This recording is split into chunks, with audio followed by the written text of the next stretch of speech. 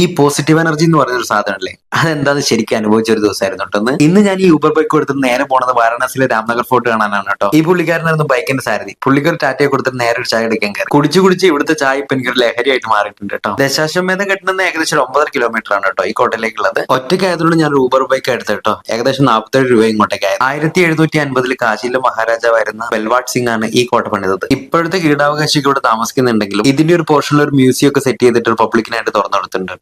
പൂർണ്ണമായിട്ട് ചുണ്ണാമ്പുകളിൽ തീർത്ത ഈ കോട്ട ഗംഗാതീരത്തിന്റെ തുളസിഘാട്ടിന് ഓപ്പോസിറ്റ് ആയിട്ടാണ് സ്ഥിതി ചെയ്യുന്നത്. ഒരു സിവിൽ എഞ്ചിനീയർ ആയതുകൊണ്ട് തന്നെ ഇതൊക്കെ നോക്കി നിൽക്കാൻ എനിക്ക് ഭയങ്കര ഇഷ്ടമാട്ടോ. പണ്ടത്തെ കാലത്ത് വെറും മാൻ പവർ മാത്രം വെച്ചിട്ട് ഇമാതിരി ഐറ്റം ഒക്കെ ഇവിടെ ഉണ്ടാക്കി ഇവന്മാരെ സമ്മതിക്കണം. ഇന്ത്യക്കാർക്ക് 80 രൂപയാണ് മ്യൂസിയത്തിലേക്ക് എൻട്രി ഫീസ്. പക്ഷെ ഉള്ളിലേക്ക് ക്യാമറ അലോഡ് ഇല്ല കേട്ടോ. മ്യൂസിയത്തിനകത്ത് വിദേശ നിർബന്ധമായിട്ടുള്ള വിന്റേജുകാരുടെ കുറെ കളക്ഷൻ ഉണ്ടായിരുന്നു. പിന്നെ പണ്ട് കാലത്ത് ഉപയോഗിച്ചിരുന്ന ഗൺസിന്റെ കളക്ഷനും അടിപൊളിയായിരുന്നു കേട്ടോ. 1 മണിക്കൂറോളം അവിടെ സ്പെൻഡ് ചെയ്ത ശേഷം അവിടെ നിന്ന് ഇറങ്ങി. തിരിച്ചു പോയപ്പോൾ ഞാൻ ഊബർ ബൈക്ക് തന്നെയാണ് എടുത്തത്. ഇതേപോലത്തെ ഇടുങ്ങിയ ഗല്ലി കൂടെ ബൈക്ക് ഓടിച്ച് പോകുന്ന ഇവരുടെ സ്കില്ലിനെ സമ്മതിച്ചു കേട്ടോ. ഈ പോക്ക് നേരെ പോകുന്നതിന് തുടക്കത്തിൽ പറഞ്ഞ പോസിറ്റീവ് എനർജി ഫീൽ ചെയ്ത സ്ഥലത്തേക്കാണ് കേട്ടോ. നേരെ പോയത് വൈകിട്ട് ദശാശ്വമേധ ഘട്ടിൽ നടക്കുന്ന ഗംഗാരതി കാണാനാണ് കേട്ടോ. ദശാശ്വമേധ ഘട്ടിൽ എല്ലാ ദിവസവും വൈകുന്നേരം, അതുപോലെ അസീഘട്ടിൽ എല്ലാ ദിവസവും രാവിലെയും നടക്കുന്ന ഗംഗാനദിയെ പൂജിക്കുന്ന ചടങ്ങാണ് ഗംഗാരതി. 100 കണക്കിന് ആളുകളാണ് ഇവിടെ ഓരോ ദിവസവും ഗംഗാരതി കാണാൻ വരുന്നത്. പകലൊക്കെ ആളുകളുടെ ഭയങ്കര ബഹളായിരുന്നെങ്കിലും ഗംഗാരതിന്റെ ആദ്യത്തെ ശംഖനാഥം മുഴങ്ങുമ്പോഴത്തേനും വേറെ മൂഡിലേക്ക് മാറും. ഈ ഒരു അറ്റ്മോസ്ഫിയർ മനസ്സിൽ വരുന്ന ഒരു പ്രത്യേക ഫീൽ ഉണ്ട്. അത് പറഞ്ഞറിയിക്കാൻ പറ്റില്ല. വാരണാസിയിൽ വന്നു കഴിഞ്ഞാൽ ഒരിക്കലും മിസ് ചെയ്യാൻ പാടില്ലാത്ത ഒരു ചടങ്ങാണ് ഗംഗാരതി. പക്ഷെ ഏറ്റവും വലിയ വിരോധാഭാസം എന്താണെന്ന് അറിയാം. പുണ്യനദിയായിട്ട് ആരാധിക്കുന്ന ഈ ഗംഗ തന്നെയാണ് ഭക്തിയുടെ പേരിൽ തന്നെ ഏറ്റവും അധികം മലിനീകരിക്കപ്പെടുന്നത്.